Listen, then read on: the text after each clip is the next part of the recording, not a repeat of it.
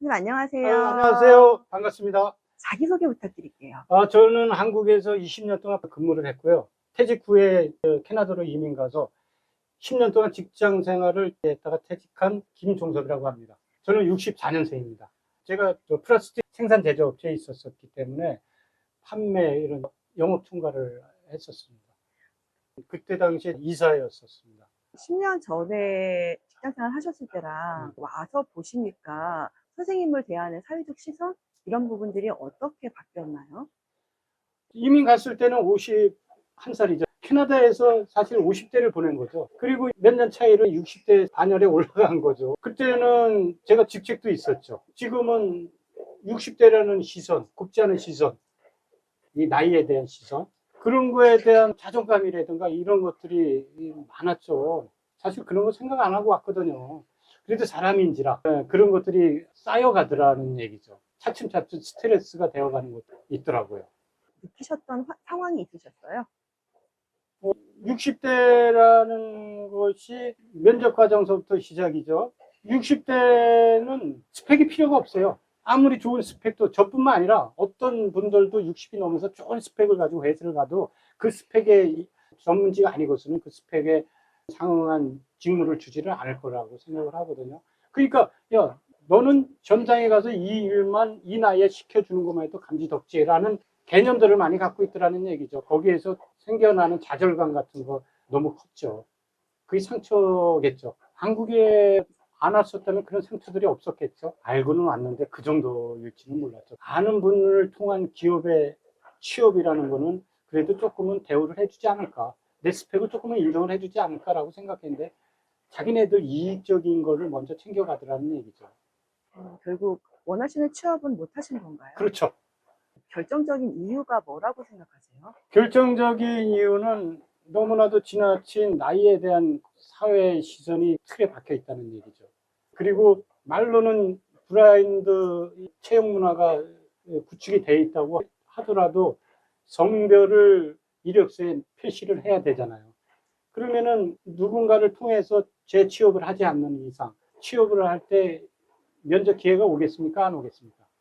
제가 나름대로 한 300통 정도의 이력서를 보내본 것 같으네요. 한국에서요? 예. 근데 딱 한 군데 연락이 왔었습니다. 어떤 직종이었는데요? 제가 여기서 거주할 데가 없지 않습니까? 제가 직장에 안정이 되면은 여기다 거주지를 확실하게 정해놓고 하겠지만 인천공항에 누님이 전원주택을 짓고 사세요.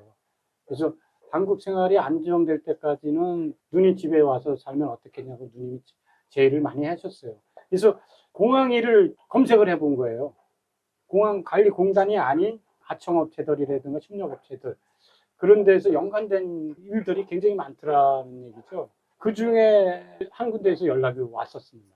인사 담당자를 만났습니다. 인사 담당자는 제 나이가 64년생으로 돼 있다는 걸 인정을 하고 일단은 면접 인터뷰를 시작하게 된 거죠.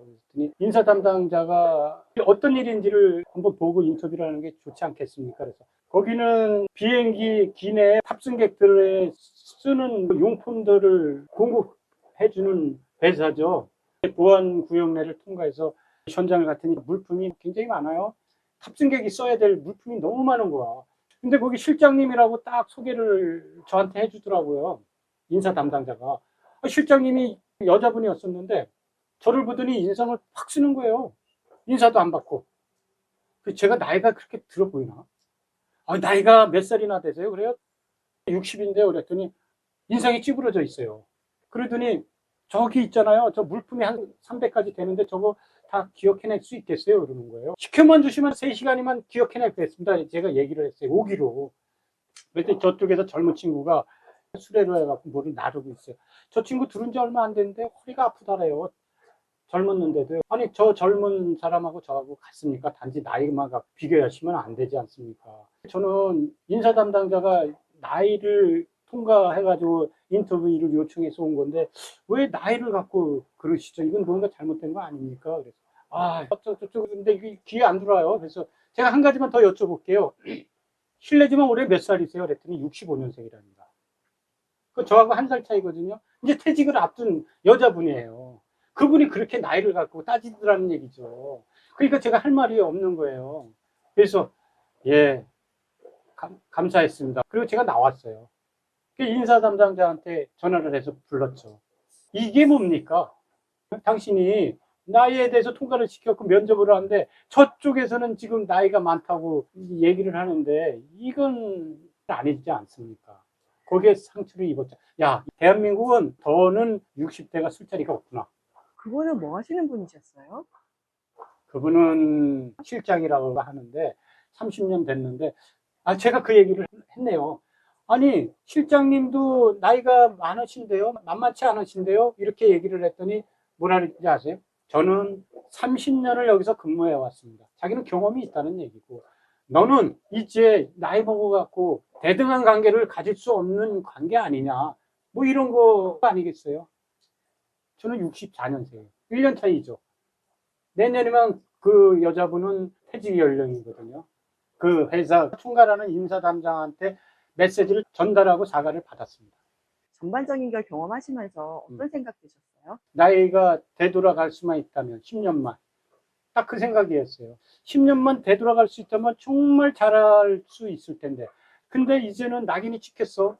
60이라는 낙인은 이건 빼도 박도 못하는 낙인이에요. 이거는 이제는 더 이상 이 나이에 내가 갈 길이 없구나. 단 한 가지는 있었어요. 돈이 있어서 자영업하면 가능하겠죠.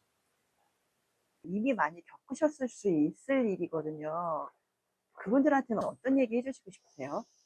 보통 60세가 되면은 사실 더 돈이 많이 들어갈 나이긴 하거든요.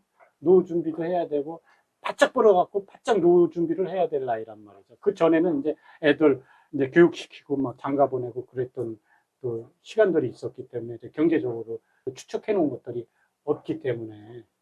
그래서 얘기하고 싶은 거는 자존감만은 갖고 살자. 그리고 뻔뻔하게 살자.